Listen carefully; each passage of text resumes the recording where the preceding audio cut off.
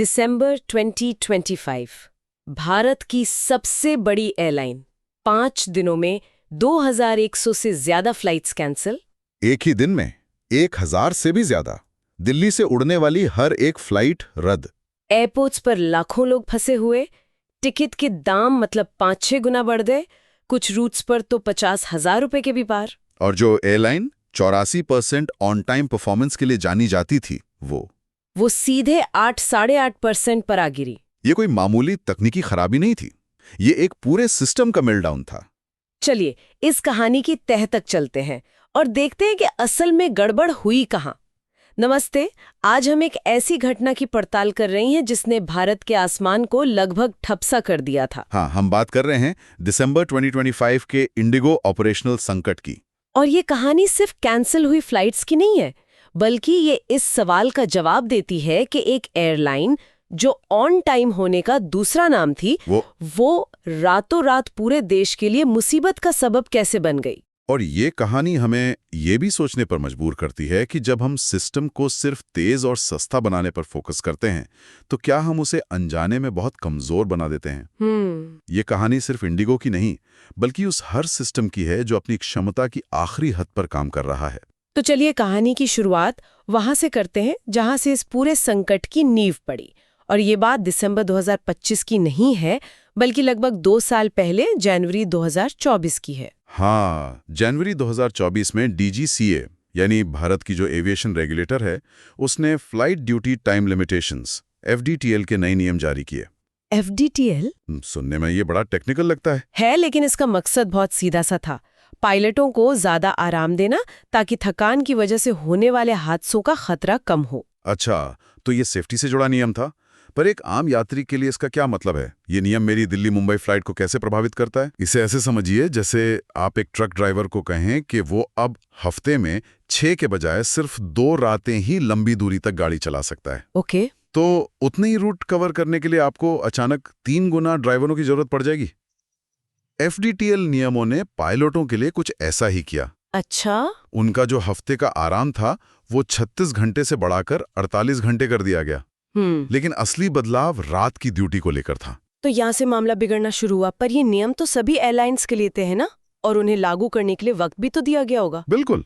पहली डेडलाइन थी 1 जून 2024, लेकिन इंडिगो समेत कई एयरलाइंस ने कहा कि भाई हम तैयार नहीं हैं, हमें और वक्त चाहिए। तो डेडलाइन आगे बढ़ गई। पहला फेज 1 जुलाई 2024 को लागू हुआ, जिससे ज्यादा फर्क नहीं पड़ा। असली बम तो दूसरे फेज के साथ फटना था। और उसकी तारीख क्या थी? उसकी तारीख थी 1 नवंबर 2025। यानी सबको पता था कि 1 नवंबर 2025 को बड़े बदलाव आने वाले हैं। लेकिन इसके ठीक पहले अक्टूबर 2025 में इंडिगो ने कुछ ऐसा किया जो आज भी समझ से परे है। क्या किया उन्होंने? उन्होंने अपने विंटर शेड्यूल में 26% की जबरदस्त बढ़ोतरी कर दी। मतलब पीक ट्रैवल सीजन से ठीक पहले और ज्यादा फ्लाइट्स। अरे बाप रे, ये तो क्लासिक केस था जहां एक हाथ को नहीं पता था कि दूसरा हाथ क्या कर रहा है। बिल्कुल। एक तरफ आप जानते हैं कि 1 महीने में आपके पायलटों की उपलब्धता घटने वाली है, और दूसरी तरफ आप अपनी फ्लाइट्स की संख्या बढ़ा रहे हैं। ये तो तूफान को दावत देने जैसा था। और इसके संकेत तो पहले ही दिखने लगे होंगे। हाँ, नवंबर में ही दिखने लगे थे। उस महीने इंडिगो ने 1200 से ज्यादा फ्लाइट्स कैंसिल की और उनकी ऑन टाइम परफॉर्मेंस 84% से गिरकर 67% पर आ गई। ये तो एक बहुत बड़ा रेड अलर्ट था जिसे पूरी तरह नजरअंदाज कर दिया गया। और फिर आया दिसंबर। 2 दिसंबर को ऑन टाइम परफॉर्मेंस 35% तक गिर गई। और कंपनी ने जो बहाने दिए वो भी कमाल के थे। क्या कहा उन्होंने? कभी कहते क्रू की कमी है, कभी मौसम खराब है, कभी कोई तकनीकी खराबी, यहाँ तक कि माइक्रोसॉफ्ट के चेक इन सिस्टम पर भी दोष मढ़ दिया। और मजेदार बात यह है कि माइक्रोसॉफ्ट ने अगले ही दिन पब्लिक में आकर कहा कि हमारे सिस्टम में कोई गड़बड़ नहीं थी, समस्या इंडिगो के अपने सिस्टम में है। अच्छा। इससे पता चलता है कि शुरुआती घंटों में मैनेजमेंट में कितना कंफ्यूजन था। उन्हें समझ ही नहीं आ रहा था कि इस संकट को दुनिया के सामने रखें कैसे। 3 दिसंबर को 200 से ज्यादा फ्लाइट्स कैंसिल हुई और CEO पीटर एल्बर्स ने बयान दिया कि 48 घंटों में सब ठीक हो जाएगा। लेकिन हुआ नहीं। बिल्कुल नहीं। 4 दिसंबर को संकट और भी भयानक हो गया। 550 से ज्यादा फ्लाइट्स कैंसिल। ये उनके रोज के ऑपरेशन का लगभग आधा था। और ऑन टाइम परफॉर्मेंस 10% से भी नीचे। और इसी दिन इसी दिन इस कहानी में एक बहुत बड़ा मोड़ आया। वो कर्मचारियों का खत? हाँ, इंडिगो के कर्मचारियों का एक गुमनाम खुला खत सोशल मीडिया पर वायरल हो गया। उसकी कुछ लाइनें थी, हमने रोस्टर नहीं बनाए, हमने हायरिंग नहीं रोकी, हमने तैयारी में देरी नहीं की, फिर भी सारा सार्वजनिक दोष हम पर मढ़ दिया गया। वाह! इन शब्दों में आप वो गुस्सा और बेबसी साफ महसूस कर सकती हैं। बिल्कुल। वो सीधे सीधे कह रहे थे, प्लेन उड़ाने वाले को दोष मत दो, उस आदमी को दोष दो जो कोने वाले ऑफिस में बैठकर फैसले ले रहा है। इस एक खत ने मैनेजमेंट की सारी नाकामियों को बेपर्दा कर दिया। और इसके बाद सरकार जागी। नागरिक उड्डयन मंत्री राम मोहन नायडू ने हाई लेवल जांच की घोषणा की। और सुना है प्रधानमंत्री कार्यालय से भी फोन गया। हाँ, सीधे सीईओ को फोन किया गया। और फिर आया 5 दिसंबर, तबाही का दिन। 1000 से ज्यादा फ्लाइट्स कैंसिल। दिल्ली से उड़ने वाली इंडिगो की हर फ्लाइट रद्द। एयरपोर्ट्स पर तो जैसे युद्ध जैसे हालात थे। तो अब सबसे बड़ी सवाल पर आते हैं, आखिर इतनी बड़ी गड़बड़ी हुई कैसे? ये एफटीएल नियम तो एयर इंडिया, विस्तारा, अकासा सब पर लागू हुए थे, फिर सिर्फ इंडिगो का ही ऐसा दिवालिया क्यों निकला? देखिए, यहाँ पर कई वजहें एक साथ आकर मिलती हैं।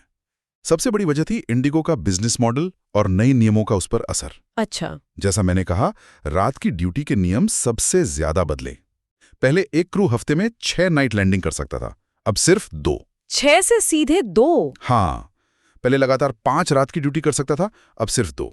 और इंडिगो का पूरा नेटवर्क रात की इन्हीं रेड आई फ्लाइट्स पर बहुत ज्यादा निर्भर करता है। एग्जैक्टली।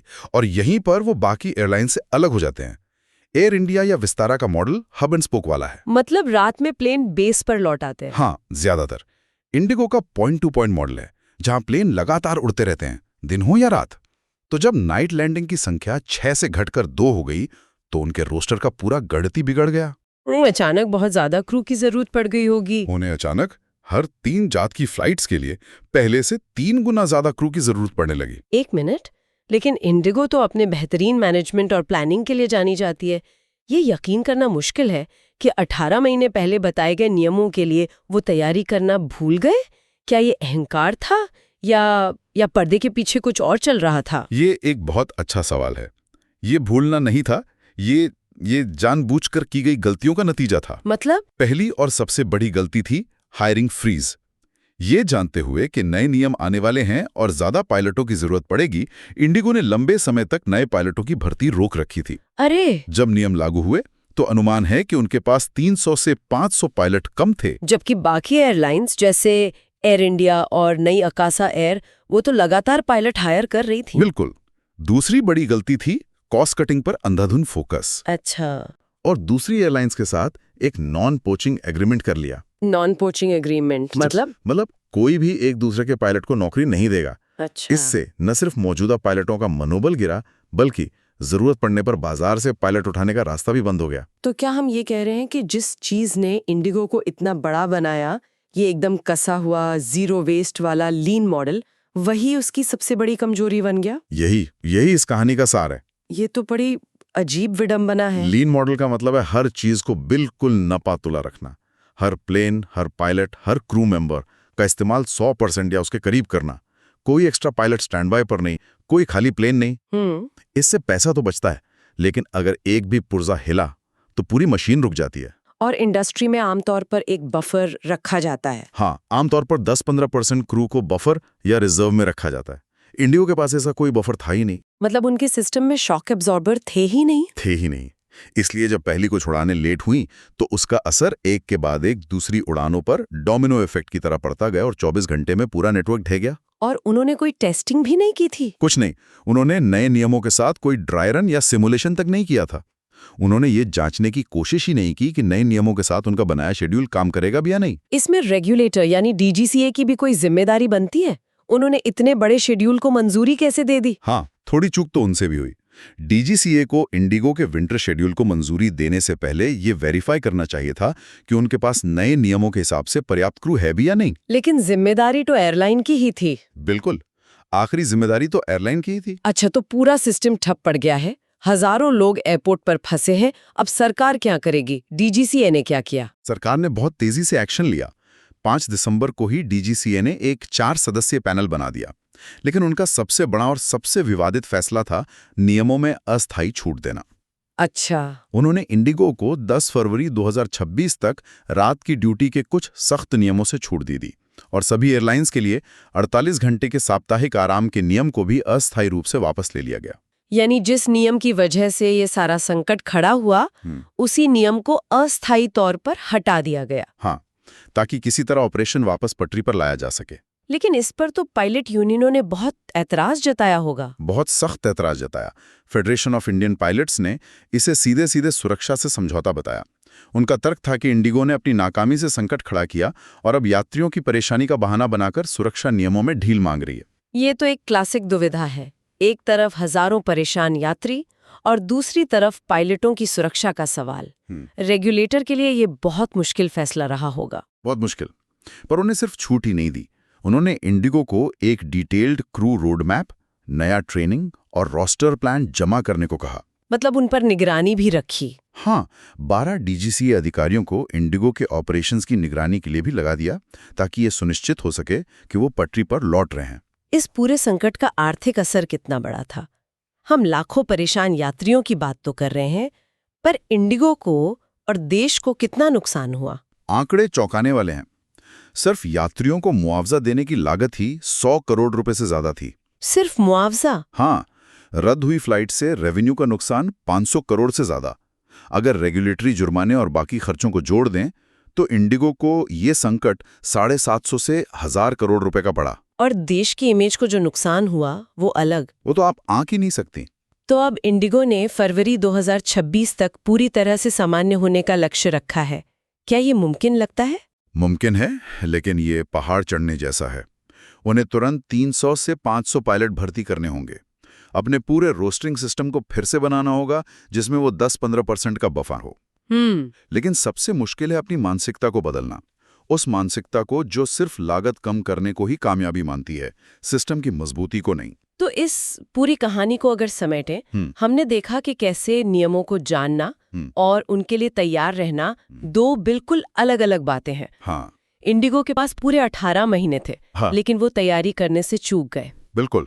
और ये संकट एक और बहुत बड़ी बात दिखाता है। क्या? कि जब कोई एक कंपनी बाजार के 60% हिस्से पर कब्जा कर लेती है, तो उसकी एक छोटी सी गलती भी पूरे देश के लिए एक राष्ट्रीय संकट बन जाती है। सही बात है। ये सिर्फ उस कंपनी की प्रॉब्लम नहीं रह जाती। वही, यहाँ सवाल सिर्फ मुनाफे का नहीं है, बल्कि पूरे सिस्टम की मजबूती का है। इंडिगो के लीन मॉडल ने उसे बेतहाशा सफल बनाया, लेकिन उसी मॉडल में किसी भी झटके को सहने की कोई गुंजाइश नहीं छोड़ी। मुझे फिर से कर्मचारियों के उस खत की लाइनें याद आ रही हैं। हमने रोस्टर नहीं बनाए, फिर भी सारा सार्वजनिक दोष हम पर आया। ये मैनेजमेंट के फैसलों और जमीनी हकीकत के बीच की खाई को साफ दिखाता है। और अंत में डीजीसीए की प्रतिक्रिया भी एक केस स्टडी है। एक तरफ यात्रियों को राहत देने का दबाव और दूसरी तरफ पायलट यूनियनों का सुरक्षा से समझौते का गंभीर आरोप। बिल्कुल, ये दिखाता है कि सुरक्षा और व्यावसायिक जरूरतें वो हमेशा एक सीधी लाइन में नहीं चलती। इस संकट ने सिर्फ एक एयरलाइन की नाकामी को नहीं, बल्कि भारत के तेजी से बढ़ते एविएशन सेक्टर की नाजुक नसों को उजागर किया है। और यह हमें एक बड़े सवाल पर छोड़ जाता है। जैसे जैसे भारत के सिस्टम, चाहे वो एविएशन हो, बैंकिंग हो या पावर ग्रिड, बड़े और जटिल होते जा रहे हैं, हम उन्हें किस चीज के लिए बना रहे हैं? सिर्फ ज्यादा कुशल यानी एफिशिएंट होने के लिए, या मुश्किलों का सामना करने के लिए मजबूत यानी रिजिलिएंट होने के लिए? और जब हम एक को दूसरे पर चुनते हैं तो उसकी असली कीमत क्या होती है? अगर आपको ये विश्लेषण उपयोगी लगा तो कृपया लाइक, कमेंट और सब्सक्राइब करें। हम जल्द ही एक और गहरी पड़ताल के साथ वापस आएंगे।